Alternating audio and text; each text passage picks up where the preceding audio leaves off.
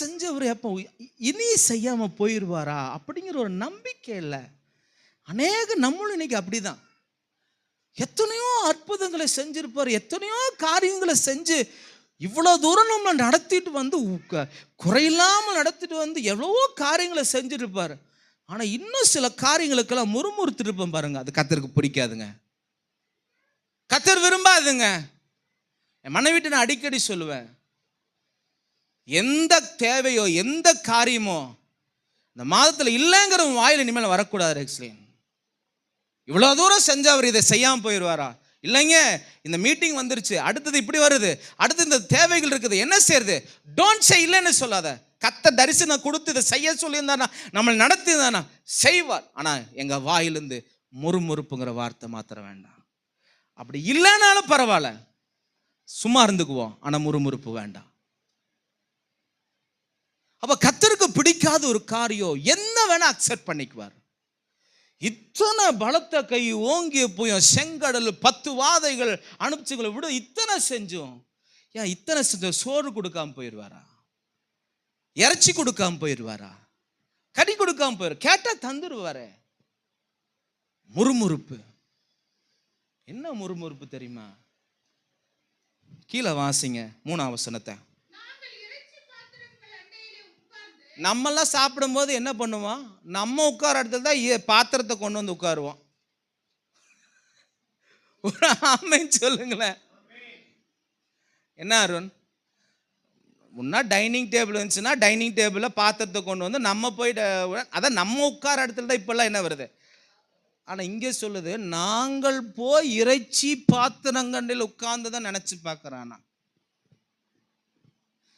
அப்போ இந்த 6 லட்சம் பேர் சரியான சாப்பாட்ராமனுங்க.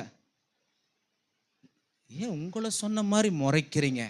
நான் அதான் 6 லட்சம் பேருன்னு சொல்லிட்டேன். ஒரு ஆமேன்னு சொல்லுங்களேன். வசனம் எப்படி இருக்குதுன்னு பாருங்க. இறைச்சி பாத்திரங்கள் அண்டையில் உட்கார்ந்ததை அப்பத்தை திருப்தியா சாப்பிட்ட எகிப்து தேசத்துல தேவ பிள்ளைய கர்த்தர் நம்மளை புதிய பாதையில நம்ம நடத்த விரும்பும் போது நமக்கு இந்த பழைய காரியத்துல நினைப்பு வரக்கூடாதுங்க. எத்தனை என்னோட கூட இருக்கிறீங்க? புதுசா ஒன்று துவங்க விரும்புகிறாரு, உங்களை நடத்த விரும்புகிறாரு. அதனால தான் அவர் சொல்றாரு, யாருக்கு தெரியுங்களா புதிய காரியத்தை செய்வாரு? யாருக்கு தெரியுங்களா நியூ திங்ஸை செய்வாரு? முந்தினதை நினைக்காத, பூர்வமானதை சிந்திக்காத, இதோ நான் புதிய காரியத்தை செய்கிறேன். Do not remember the former things. Do not remember the என்ன சொல்றது, ஏசியன் திங்ஸ். முந்தினதை பூர்வமானதை சிந்திக்காத. நான் என்ன செய்ய போறேன்? புதிய காரியம். இதை மறந்து பழகு. ஏன்னா உனக்கு அது வேண்டாம். ஏன்னா நீ அங்க எப்படி தெரியுமா, அந்த எகிப்துல செங்கல் சுமக்கிற வேலையிலும் செங்கல் அறுக்கிற வேலையிலும் உன் ஜீவனை கசப்பாக்குனாங்க. நீ அங்க என்ன வேதனைப்பட்டு இருந்த? நான் எகிப்தன் உன்னை பார்த்தனா தெரியாது. அந்த ராம்சேஸ் பட்டணத்தை எல்லாம் யாரை கொண்டு கட்டினா? உங்களை கொண்டு தான் கட்டினா. நீ வீட்டுக்கு வரும்போது அழுத்து போய் வந்த. ஏன் ஆண்டவரே இந்த வேதனை? வாக்கு தத்தத்தின் சந்ததி அல்லவா நாங்கள், வாக்கு தத்தத்தின் புத்திரர் அல்லவா நாங்கள். எப்படி ஆசீர்வாதமாய் கானானுக்குள் இருக்க வேண்டியவர்கள் இன்றைக்கு இந்த எகிப்துல வந்து இத்தனை வேதனைகளும் அவமானத்தையும் இத்தனை சஞ்சலங்களையும் எங்கள் ஜீவனை கசப்பாக்கி நெருக்குகிறார்கள், ஒடுக்கிறார்கள், பிழைகிறார்கள். இப்படிப்பட்ட வேதனை செய்தன்னு நீ கதறி கூப்பிட்டு கொண்டிருந்தா, நான் உன் கதறல் உன்னை கூப்பிடுதலையும் கேட்டு நான் உன்னை கண்ணோக்கி பார்த்தேன். உன்னை மீட்டெடுக்கும்படியாக ஒரு தூதனை அனுப்பின மோசேவை. இப்படியெல்லாம் நீ பட்ட கஷ்டத்தில் உன் கூட இருந்து உன் கண்ணீரை பார்த்து உன் வேதனை பார்த்து உன்னை செங்கடலை பிளந்து ஆட்டுக்குட்டியின் ரத்தத்தை அடையாளமாய் பின்னாட்டில் வரப்போகிற மெசையாவுக்கு முன்னோதாரணமா உனக்கு அந்த ஆட்டுக்குட்டியாக அடித்து உன்னை வெளியே கூட்டு வந்து உன்னை நேர்த்தியை நடத்திட்டு இருக்கிறேன் பாரு. சாதாரண சோறு இல்லைங்கிறதுக்காக, ஆஃப்டர் இந்த ஆசீர்வாதம் இல்லை, நான் நினைச்சது நடக்கல, இந்த காரியம் நடக்கல, இந்த சம்பவம் நடக்கல, இது நடக்கல அப்படிங்கிறதுக்காக நீ போய் எகிப்து நினைச்சு பார்த்தியா அப்படிங்கிற. நம்மள இன்னைக்கு அநேகர் அப்படிதானே. இவ்வளோ தூரம் அழைச்சி ரச்சித்து தெரிந்து கொண்டு மீட்டெடுத்து வந்து உள்ள உட்கார வச்சு அழகுபடுத்தி மேன்மைப்படுத்தி ஆசீர்வாதத்தை கொடுத்து ஒன்றுமில்லாத சின்ன காரியத்துக்கெல்லாம் போய் என்ன பண்ணுறது? எகிப்திலே நாங்கள் போகிறோம். முன்னாள் காரியங்களை நினைச்சு பார்க்கறது. எகிப்து உலகத்துக்கு அடையாளமாய் சொல்லப்படுகிறது. எகிப்து பழைய வாழ்க்கைக்கு அடையாளமாய் சொல்லப்படுது. ஆஹா, நம்ம சில நேரத்தில் புதிய பாதையில் நமக்கு நடத்தும் போது சில அசௌகரியங்கள் நமக்கு இருக்க தான் செய்யும். ஏன்னா நம்ம ஆல்ரெடி வேற காரியத்தில் பழக்கப்பட்டு வந்ததுனால புதிய காரியத்தை கர்த்தர் நம்மளை செய்ய ஆரம்பிச்சு நம்மளை நடத்தும் போது என்ன ஆகுன்னா சில கடினமாக தான் தோணும். அது நமக்கு பழக்கப்படாது. அது உண்மைதான்.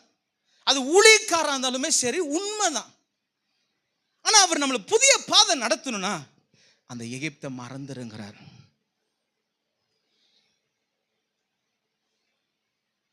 ஆனா நம்ம எகிப்தை மறக்க மாட்டோம்.